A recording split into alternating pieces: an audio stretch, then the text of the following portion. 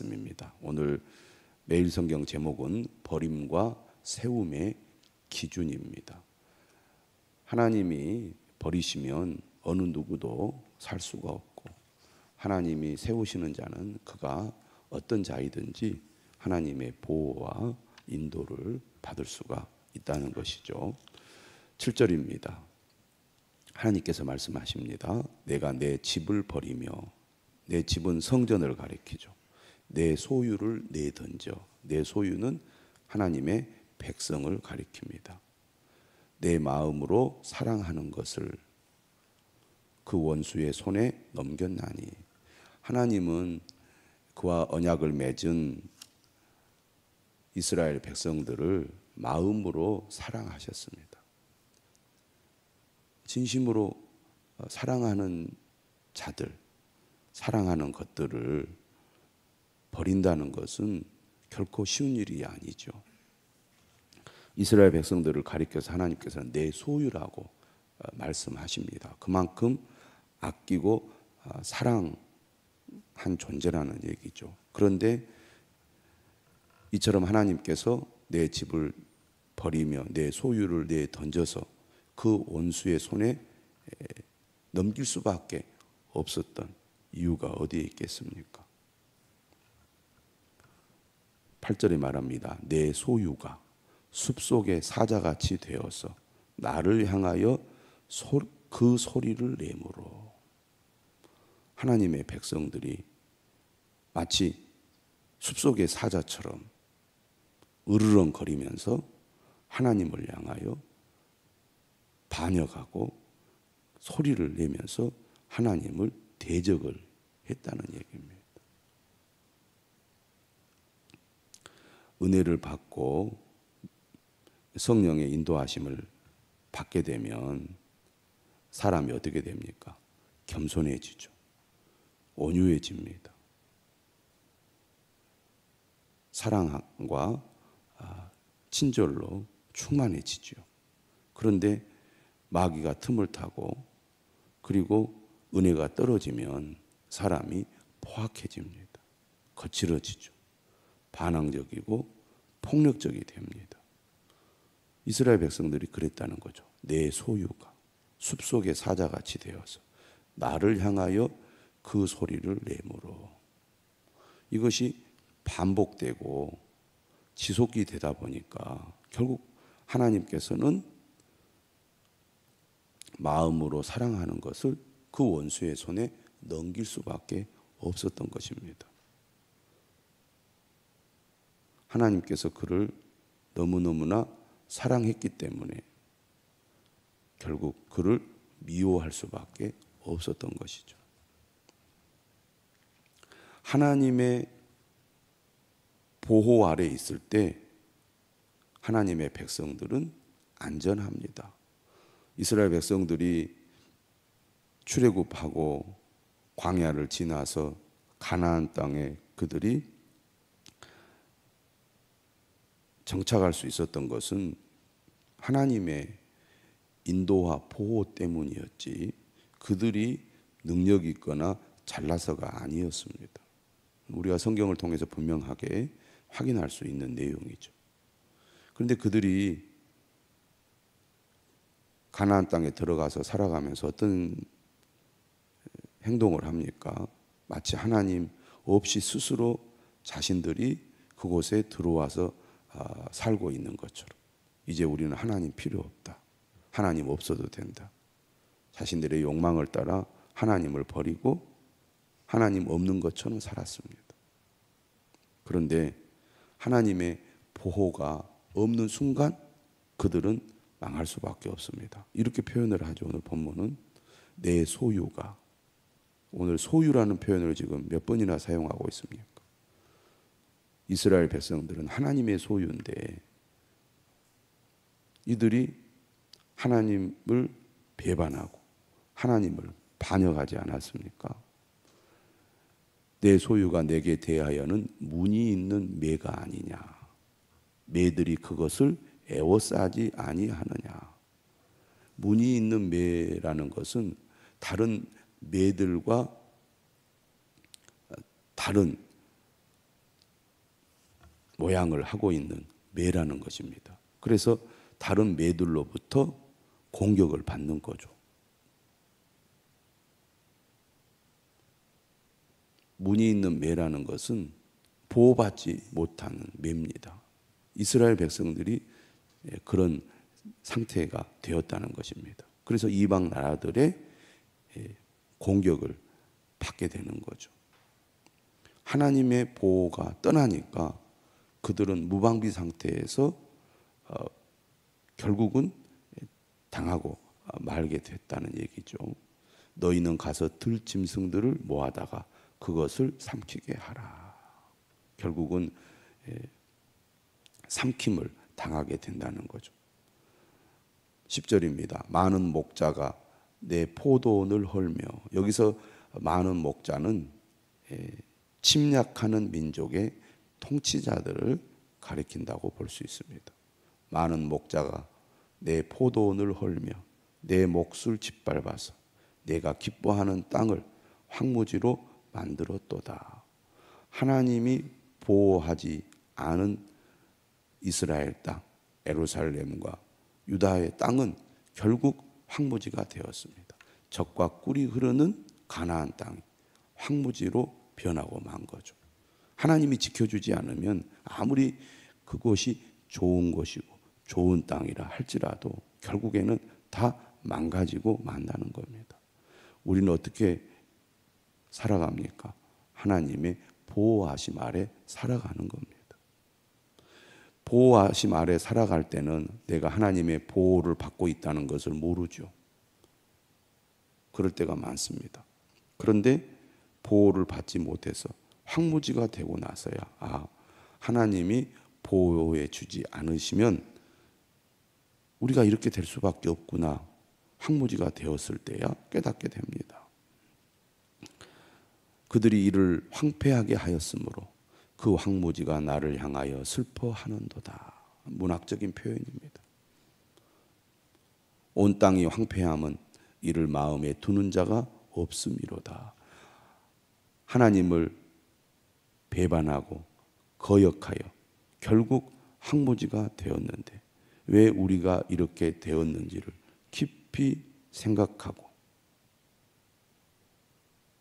성찰하는 사람이 없는 거예요. 하나님의 보호하심이 없는 이 땅, 이 백성들이 이렇게밖에 될 수 없다는 것을 깊이 깨닫고 돌이키는 자가 없다는 얘기입니다. 잘못된 길로 가고 있어도, 망하는 길로 가고 있어도 왜 그렇게 되고 있는지를 깨닫지 못하고 마음에 두지 못하는 것처럼 안타까운 일이 없습니다. 깨달으면 돌이킬 수 있고 돌이킬 수 있으면 기회가 있다는 얘기입니다. 그런데 지금 하나님의 백성들은 온 땅이 황폐해졌음에도 불구하고 이를 마음에 두는 자가 없기 때문에 더 안타까운 겁니다. 12절 파괴하는 자들이 광야의 모든 벗은 산 위에 이르렀고,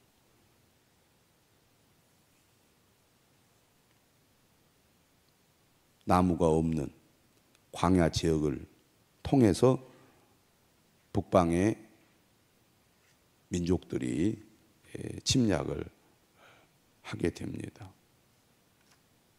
그런데 이것은 하나님께서 그의 백성들을 심판하기 위해서 도구로 쓰시는 거죠. 그래서 뭐라고 얘기합니까?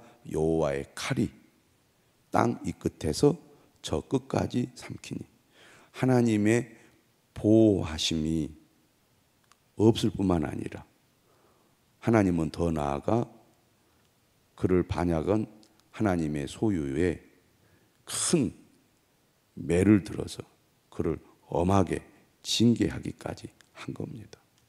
하나님이 심판하시는데 그 누가 평안하겠습니까? 그래서 모든 육체가 평안하지 못하도다. 하나님이 벌을 내리시면 평안을 잃어버리게 됩니다. 더 나아가 13절 무리가 밀을 심어도 가시를 거두며 수고하여도 소득이 없은즉 그 소산으로 말미암아 수치를 당하리니 이는 여호와의 분노로 말미암음이니라. 우리가 땀 흘려 수고한 것을 수확하는 것, 이것이 사실은 복입니다. 진정한 복은 하나님께서 우리에게 은혜를 주셔서 열심히 일을 하고 그 일한 대가를 누리는 것이죠. 그런데 하나님이 벌하시면 심어도 거두지 못하고 수고해도 소득이 없고 오히려 그 소산으로 말미암아 수치를 당하게 됩니다. 오늘 우리가 심고 거두고 수고하여 소득을 얻게 된 것, 모든 것이 하나님의 은혜요 보호하시며 그리고 우리에게 복 주신 결과라는 것을 꼭 기억해야 됩니다. 우리가 하나님의 은혜를 누리고 있을 때는 그것이 하나님의 은혜인 줄 모를 때가 많습니다. 그러나 정말 하나님의 은혜를 아는 사람은 우리가 일상생활 속에서 누리는 모든 삶이 하나님으로부터 온 것이라는 것을 알고 감사하죠. 내가 이렇게 건강하게 활동할 수 있는 것도 감사한 것이고 일할 수 있는 것도 감사한 것이고 우리가 정상적인 일상생활을 할 수 있는 것도 감사의 제목입니다. 그래서 정말 하나님의 은혜를 아는 사람은 이처럼 사소한 나의 일상의 삶 가운데 베풀어 주시는 하나님의 은혜를 감사할 줄 알게 되죠. 우리는 이처럼 일상을 통해서 주시는 하나님의 은혜를 감사하는 사람이 되어야겠습니다. 다 잃어버리고 난 다음에야 하나님이 그때 내게 은혜를 주셨는데 내가 몰랐다고 그렇게 우리가 후회하는 사람이 되어서는 안 되겠습니다.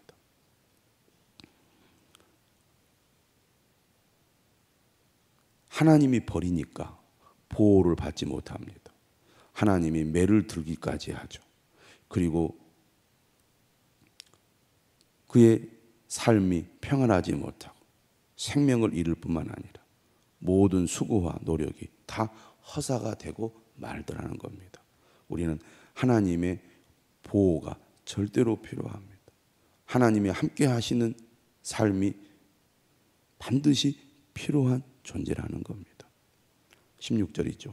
내가 내 백성 이스라엘에게 기업으로 준 소유에 손을 대는 나의 모든 악한 이웃에 대하여 침략자들을 가리키죠. 이스라엘을 침략하는 자. 하나님이 도구로 그들을 사용하셨습니다. 근데 그들에게 이렇게 얘기를 해요. 여호와께서 이와 같이 말씀하시니라. 보라, 내가 그들을 그 땅에서 뽑아버리겠고 유다 집을 그들 가운데서 뽑아내리라. 하나님이 도구로 쓴 이방 민족들을 향하여 하나님께서 어떻게 하겠다고 말씀하시냐면 그들 또한 심판하시겠다고 말씀하십니다. 왜냐하면 그들이 의로워서 하나님이 그들을 도구로 쓰신 것이 아니기 때문입니다. 이스라엘을 심판하기 위하 이방 민족을 도구로 쓰십니다. 그런데 도구로 쓰임을 받을 때 내가 하나님의 도구다. 그걸 알고 겸손하게 하나님의 도구로 쓰임을 받아야 되는데 자신에게 그런 힘이 주어졌을 때 그 힘을 남용하여 하나님이 허락하는 범위를 넘어서서 악을 행하니까 하나님 심판하시거든요. 그래서 우리가 예언서를 통해서 하나님께서 이방 민족들에 대한 예언의 말씀을 하실 때 그들을 하나님의 도구로 사용하시면서도 그들 또한 심판하시겠다고 말씀하십니다. 하나님이 나를 도구로 쓰시면 그것이 은혜고 더욱 내가 하나님의 뜻을 따르는 기회로 삼고 겸손한 마음으로 하나님의 도구로 내가 쓰임 받도록 해야 되는데 내게 어떤 능력이 주어지고 기회가 주어지면 자신을 돌아보고 겸손한 마음으로 하나님의 도구로 내가 쓰임 받아야 되는데 오히려 교만해져서 내가 대단한 존재인 줄 알고 그 힘을 남용하다가 하나님의 심판을 받게 된다는 얘기입니다. 그래서 그렇게 얘기를 하는 거예요. 그런데 하나님은 어떤 분이십니까? 그의 백성들도 강하게 징계하시고 심판하시는 목적이 그들을 돌이켜서 회복하기 위한 것이라고 늘 말씀하지 않습니까? 그런데 이방 민족을 향해서도 이렇게 얘기를 해요. 15절. 내가 그들을 뽑아낸 후에 내가 돌이켜 그들을 불쌍히 여겨서 각 사람을 그들의 기업으로 각 사람을 그 땅으로 다시 인도하리니. 하나님의 심판에는 이처럼 그들을 긍휼히 여기는 마음, 회복시키고자 하는 하나님의 마음이 있습니다. 그들이 징계를 받고 심판을 받을 때 깨닫고 돌이키면 그들에게도 하나님은 긍휼을 베푸신다는 겁니다. 하나님께서 이스라엘 민족을 선택하신 것은 이스라엘 민족을 제사장 나라로 삼기 위해서 선택하신 것이지 이스라엘 민족만 구원하려고 이스라엘을 선택한 것은 아니잖아요. 이방 민족도 이스라엘을 통하여 하나님이 구원하시려는 계획과 목적이 분명히 있으셨던 거죠.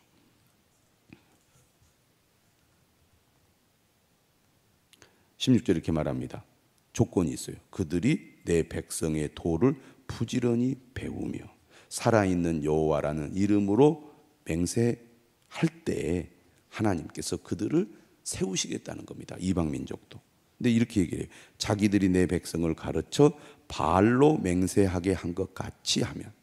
그러니까 과거에는 그들이 이방 민족들이 오히려 이스라엘 백성들에게 바알을 전수하고 바알을 섬기게 했잖아요. 그리고 그들이 바알을 그렇게 지극정성으로 섬기지 않았습니까?